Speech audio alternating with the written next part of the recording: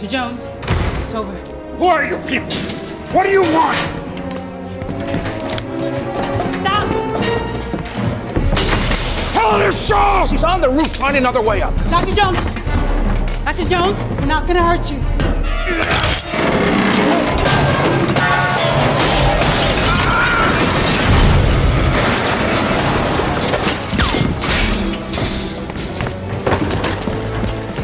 All right, you guys, we are here. It is Indiana Jones week on the Electric Playground. Indiana Jones and the Dial of Destiny finally comes out this week. I cannot wait for people to actually see this movie. There has been a ton of buzz and a lot of talk around Indiana Jones and the Dial of Destiny. I loved it. I've reviewed it. I've got a spoiler-free review up.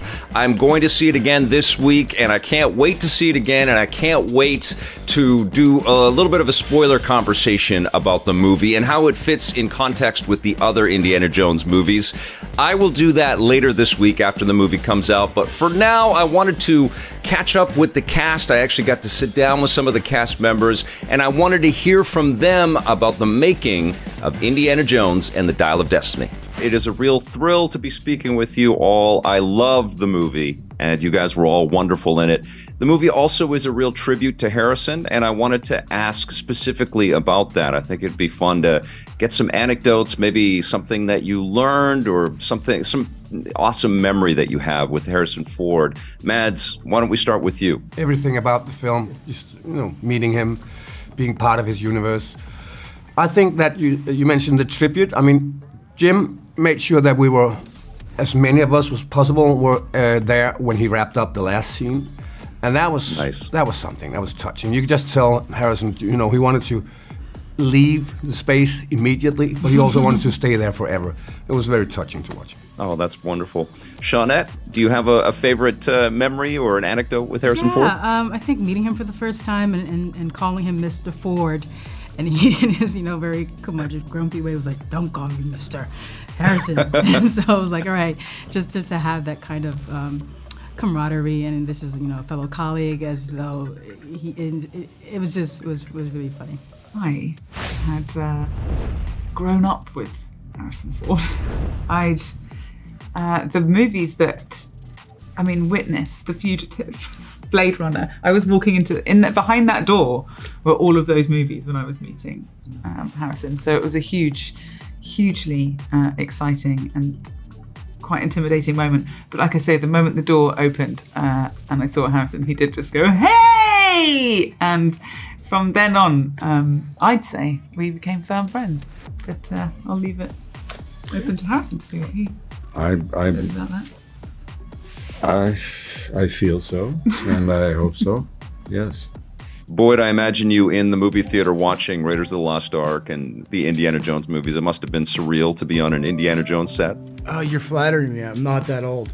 Oh yeah. I was. They had re-releases. Yeah, they had re-releases, but I did watch the first one. I watched the when I was around 6 or 7. That was my first experience watching the Temple of Doom, and it was just surreal to be a part of the film, as now as an adult, seeing it as a kid, and with Harrison, seeing a guy who's literally 80 years old and handcuffed and doesn't need his hands to get off the floor is probably more limber than I am at my age, which is 41. It was just an incredible experience, and just the small little master class that you get to watch with all these actors, to the point where I'm forgetting my lines in some of these scenes where oh, cool. Yeah, it was just surreal. Well, I'm surrounded by idiots. No, a fantastic group of actors.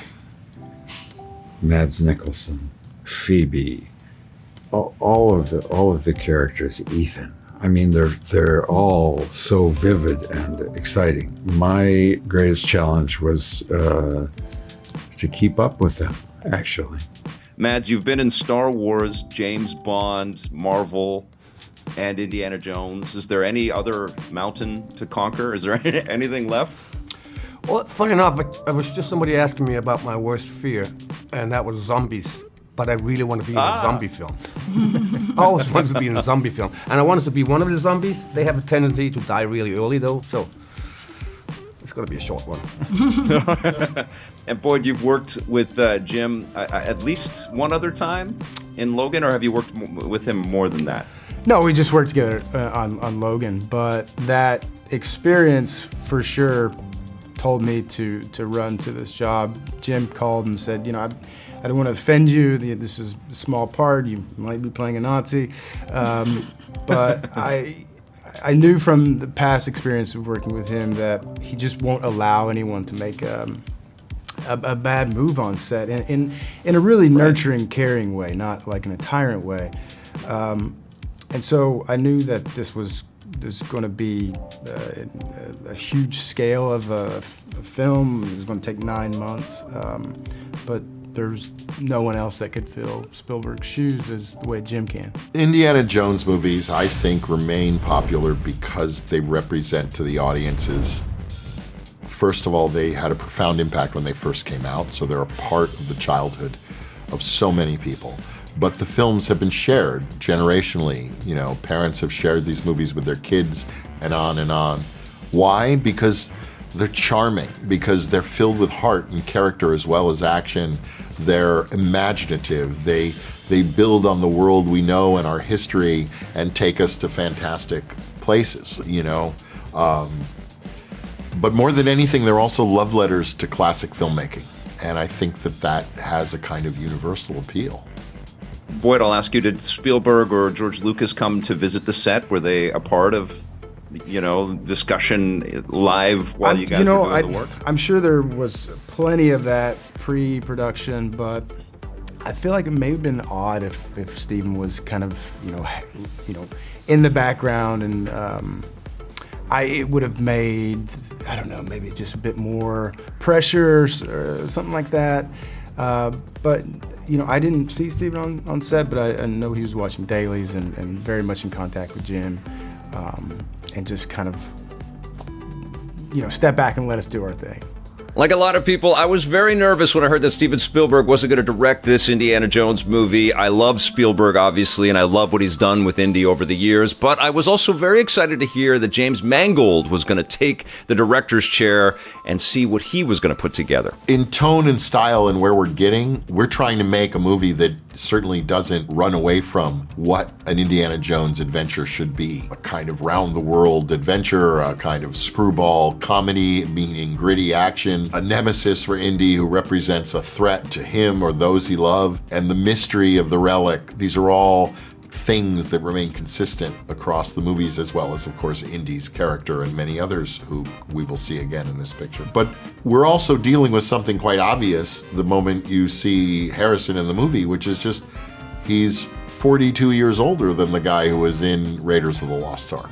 So part of the movie is also addressed to what it is to be a hero in Sunset and what it is to face the final chapters of your life with all your triumphs and tragedies behind you, trying to understand what last adventure awaits you. It's both sad and happy. I mean, I'm gratified that I had this wonderful opportunity to work with this character and these kinds of films with some regularity over the last 40 years, and I'm ready to conclude the story of the character. I think it's appropriate that we do have a story about Indiana Jones, which confronts his age, which confronts his mental state when we first meet him, and allows us to see him just picked up and brushed off and back in action one more time. I'm really gratified that we found, a script, a story. And then when Steven brought Jim in, I thought that was fantastic. I chose 1969 simply because our villain, who's modeled after Wernher von Braun, who was a famous Nazi rocket scientist who came to this country and helped us with our Apollo program and our rocket program at NASA, is a character that I thought was very interesting to show, even from a historical basis, how some pretty brilliant Nazi minds had managed to make a home in America and a life for themselves and embed themselves in the system that reveals itself in our movie. I loved the period details. I loved your outfit, Shawnette, and that sort of taking us back in time like that. It's also been a very long time since you guys were working on this movie, and it's finally starting to be seen out there. How are you feeling now that the movie is actually getting out into the world? Oh, it feels wonderful. You put a lot of blood, sweat, and tears into this process, and we had some hiccups along the way, and it took up quite a bit of our time and our year, 2021 into 2022.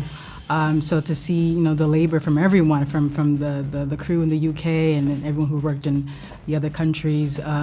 To see it on this scale and to have the premiere at Cannes and to know that this is like a global send-off for Indiana Jones. Really exciting. Glad that we're finally at this point. Man, that was pretty damn cool getting to speak with those actors. I'm such a big fan of everybody involved with this picture. Again, I can't wait for you to see it. I can't wait to read your thoughts on the film. Let me know if you're planning to go and see it this week or if you need to see and hear more reviews of the movie. Let me know in the comments below. Thanks for watching, everybody. We will see you soon. And until then, play forever.